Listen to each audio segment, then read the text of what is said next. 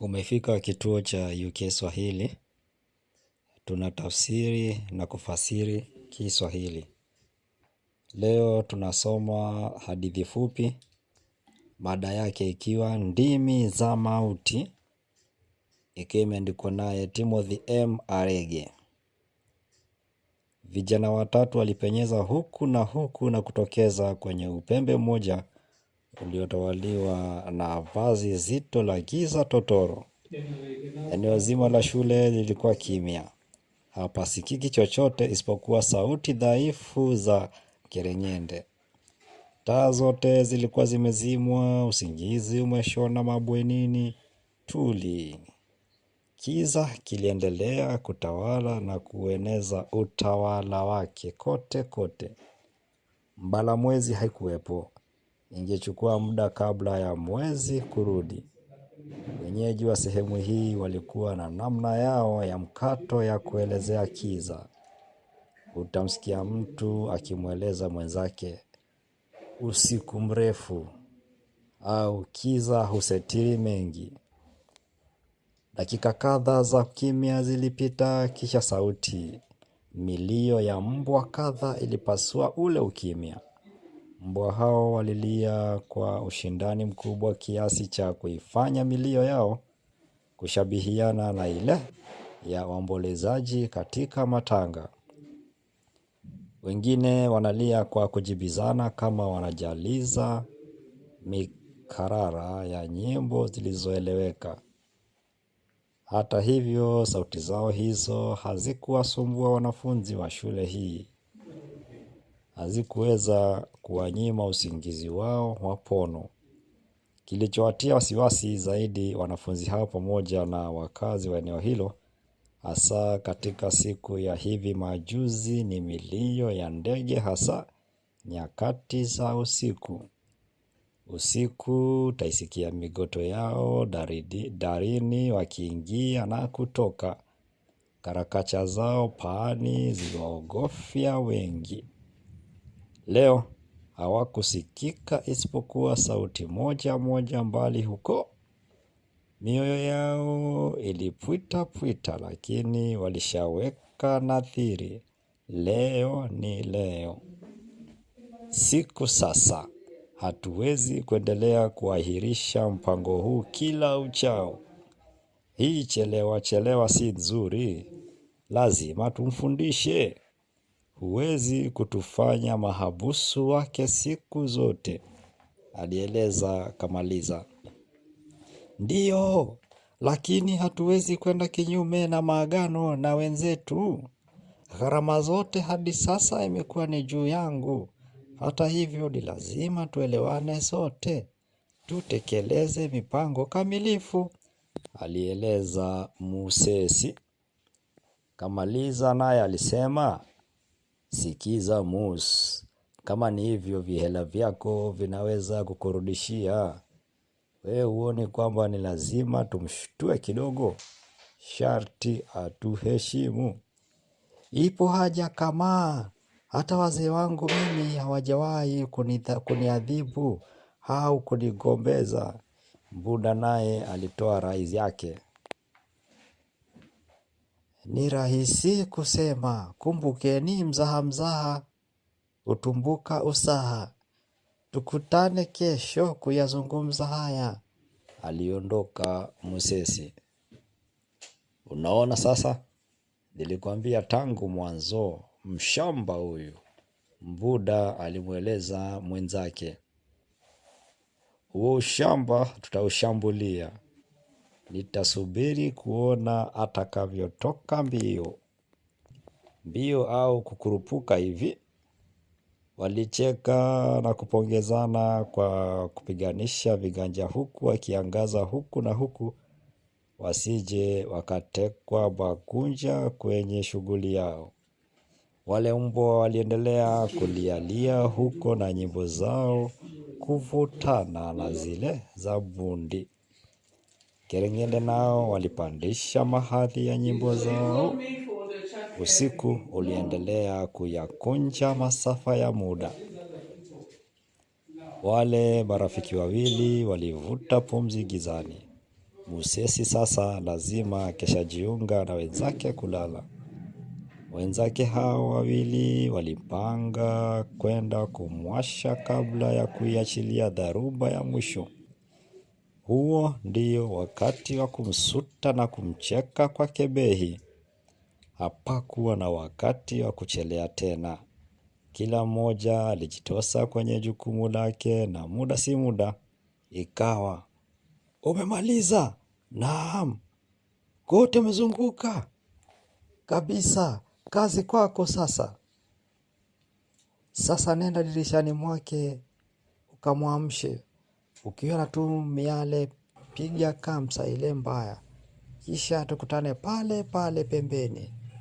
Kamaliza alimweleza bundi. Sumaku za petroli hazikufanya ajizi.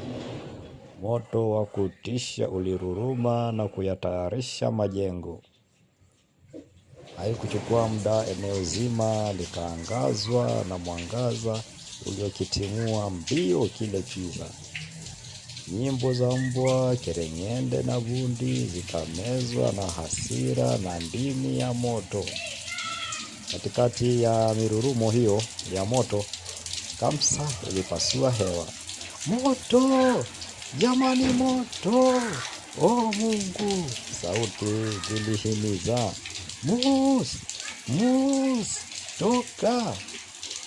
Utateketea humo! Mus! Haraka! Mus! Mus!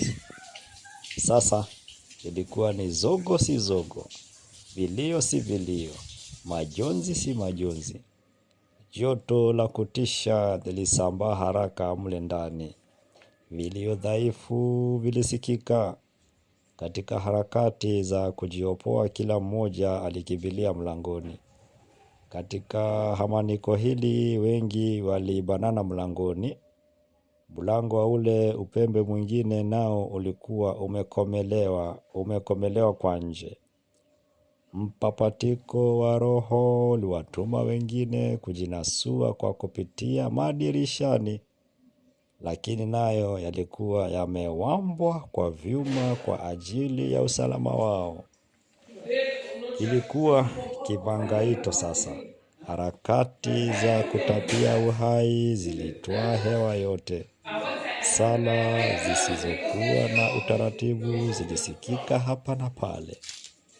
Walijitahidi, wengine uchi na wengine nusu uchi, kujibandua kupitia madirishani. Vilio kutoka mle jehanamu vilikuwa vingi. Wanakijiji wote walififika ili kutoa msaada wao.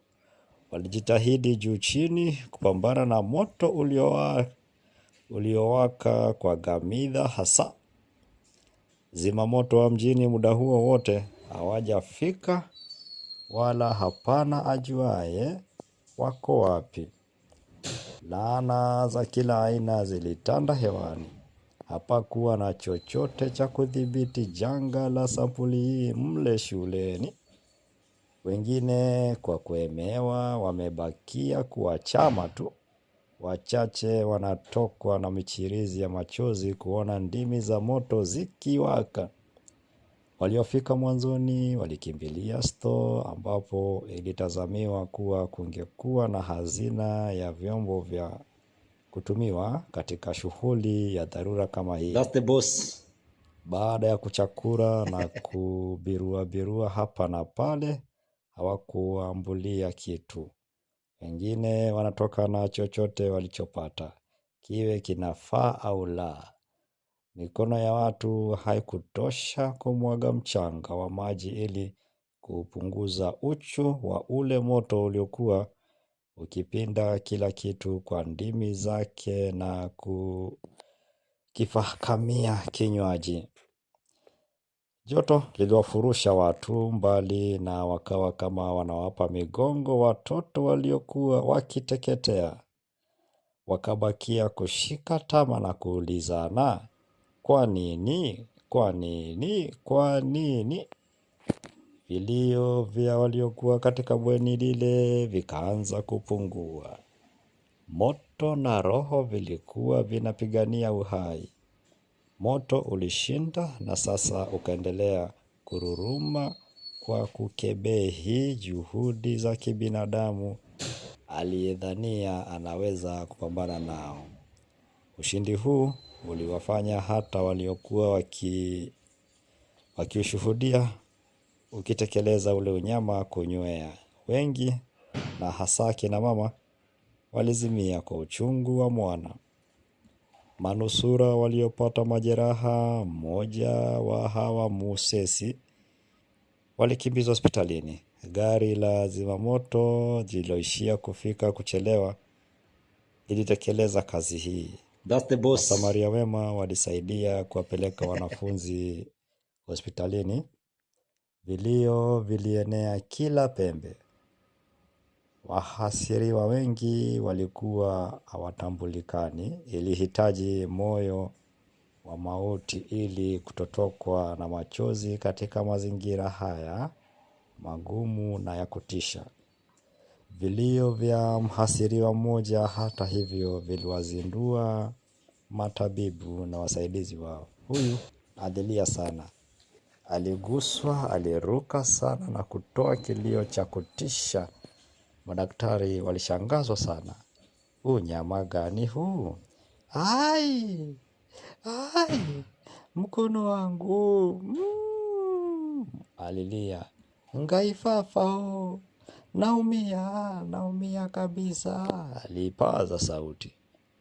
Wananchi waliopata habari hizi kwa msaada wa vyombo vya habari hawakutahiri kufika hospitalini na shuleni kujionea ubahaimu wa mwanadamu. Miongoni mwao waliokuweko makachero ambao tayari uchunguzi wao uliishia kuanza. Eneo zima lilikuwa limechukua sura ya tanuru la kuchomea makaa. Majivu na weusi ulitanda kila mahali. Viunzi vya vitanda vya nyaya na masanduku ya bati vilienea kila mahali. Miti iliyokuwa pale karibu ilivaa weusi na kusimama kwa huzuni kama askari wa mauti. Muda wote huu Kamaliza na Mbuda pamoja na wanafunzi wengine kadha walishatoweka.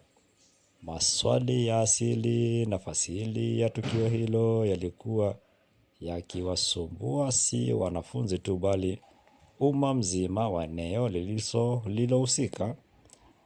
Waliokuwa na uwezo wa kumiliki televisheni waliona picha za kutisha zikionyeshwa.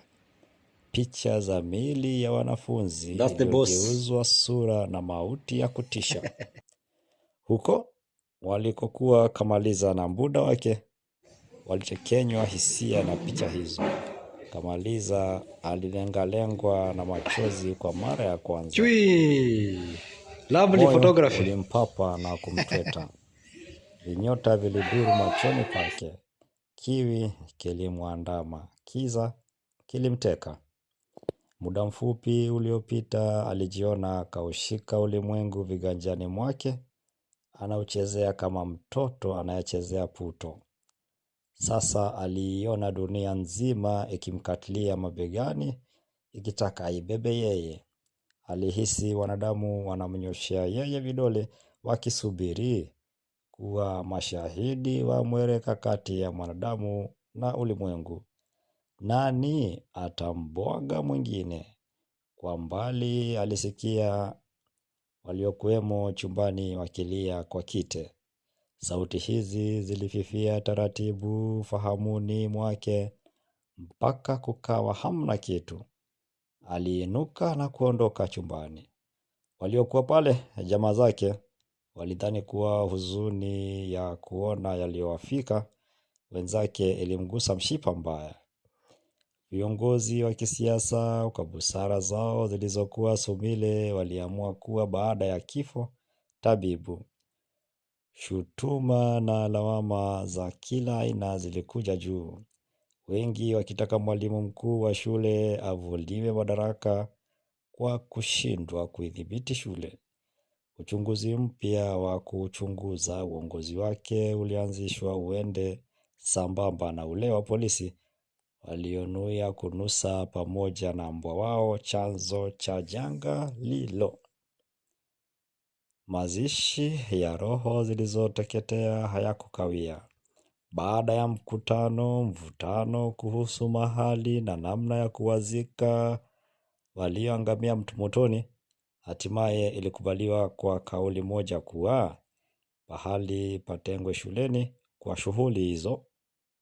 Hii ilikuwa njia mufidi ya kuwaenzi hao walioangamia na pia kuhakikisha kuwa tukio lile linabakia kwenye kumbukumbu ya shule na jamii nzima. Siku yenyewe ilikuwa Alhamis. Licha ya huu kuwa msimu wa masika, jua la asubuhi ile liliwaka kwa hasira na kuwatiririsha majasho watu waliojazana hapo. Maswali ya kila aina yalikuwa yakiwapitia vichwani mwao, wakilaani kitendo kilichoyakatiza maisha ya vijana ambao kama mkoko walikuwa ndio kwanza wanaalika. Kiongozi baada ya kiongozi aliyesimama alikashifu kitendo hiki cha uyahawani. Wengine waliapa hata kutolala hadi watakapohakikisha kuwa waliohusika wamekamatwa na kuadhibiwa ilivyostahiki. Wale ambao walilifuata tukio hili kwenye runinga waliyasikia na kuyaona yote hayo. Kabla ya padre kukaribishwa kuongoza umati wa watu waliofika kuwaaga binadamu wenzao katika maombi, ilipendekezwa majina ya walioteketea kusomwa. Kazi hiyo alipewa mwalimu wa pale shuleni wa miaka mingi. Kwa wanafunzi wengi huyu alikuwa kama babu yao, sio tu kutokana na umri wake mpevu, bali busara yake. Alianza kuyasoma moja baada ya jingine. Orodha ilikuwa ndefu. Umati uliokuwa pale ulisikiliza kwa makini. Msesi ambaye alikuwa miongoni mwa wanafunzi wenzake alianza kudodokwa na machozi. Akili yake ilianza kumlaumu kwa kutojikusuru kufanya jambo kuyanusuru maisha ya wanafunzi wenzake. Alikiuma kidomo chake cha chini huku machozi yakimdondoka kupukupu. Majuto makubwa yalimwandama. Mbali na shule, Buddha alikuwa amejibanza kwenye hoteli ndogo mjini akiyafuatia matukio yale. Kadri wakati ulivyosonga, ndivyo alivyoanza kuungulika ndani kwa ndani. Simanzi isiyosemeka ulianza kumtafuna polepole. Alianza kuwazia jinsi walivyotaka kumpa funzo mwalimu mkuu kwa kuwakazia kama walivyosema wenyewe. Kwa mara ya kwanza, aliona jinsi cheche ndogo hufanya moto mkubwa. Alitanabahi kusikia majina ya rafiki zake wawili wanatajwa. Hofu yake sasa ilibainika wazi kuwa haikuwa hofu tena, bali ukweli usiofutika. Alifahamu fika kuwa miongoni mwa zile roho 68 zilikuwemo pia za wasiri wake wawili. Alihisi ulimwengu ukimtema, upweke ulimvaa. Alifahamu kuwa kashiriki kwenye tukio la kuvunja sheria. Moyo wake ulianza kumlaumu. Aliinuka chumbani polepole, akatembea mpaka mlangoni na kugeuka kuiangalia runinga ndogo iliyokuwa pale. Aliwageukia watu waliokuwa chumbani. Hawaoni vizuri kutokana na viziwa vya machozi vilivyotunga kwenye macho yake. Alipiga hatua, akaelekea mlangoni, akageuka tena na kuangalia utadhani watamfumbua, kisha akakurupuka nje. Nje hali ilikuwa nyingine. Jua lilikuwa limepotea na wingu kutwaliwa na mawingu mazito sana yaliyofanya mwavuli mkubwa na kuzuia mwanga kufika ardhini. Hali hii ndiyo iliyokuwa huko yalikofanyika mazishi. Muda si muda, Manyunyu yalianza kulowesha udongo. Ghafla mweko uliwaka na kufuatwa unyo na radi kali. Ardhi zilikumbwa na mtetemo na vyote vilikuwa juu yake viliyumbishwa. Mbingu zilipasuka. Wengi waliamini ile hadithi ya utotoni kuhusu mvua na vinavyoandamana nayo. Je, ile kweli ilikuwa sauti ya Mungu? Je, ile mvua ilikuwa machozi yake? Haya ni baadhi ya maswali yaliyowagasi wengi ambao waliondoka kwenda makwao wakiwa wameinamisha vichwa. Kwa mara ya kwanza niliona wanadamu wakiona haya kumtazama Muumba wao usoni. Mvua iliendelea kuicharaza ardhi na kutoa sauti ya mitatariko kama majani yanavyokanyagwa. Bunda alitembea kwenye mvua hiyo, akiachia imcharaze na kumlowanisha kama kwamba itamsafisha. Watu waliokuwa kwenye pembe za majengo walimwangalia kwa kumshangaa. Wengine wanamdhania kuwa hazimtoshi. Alishika njia tu, akapita kwenye jengo la benki ya Standard Chartered, akapita kwenye ofisi za chama cha walimu na kukumbana na maji yaliyokuwa yanatiririka. Akilini alisikia sauti iliyokuwa ikiimba kwa kutaja jina la shule yao. Angeko, angeko, angeko, angeko, ni kilio, kilio, ni kilio, kilio. Ile sauti ilimfanya achapue mwendo sasa.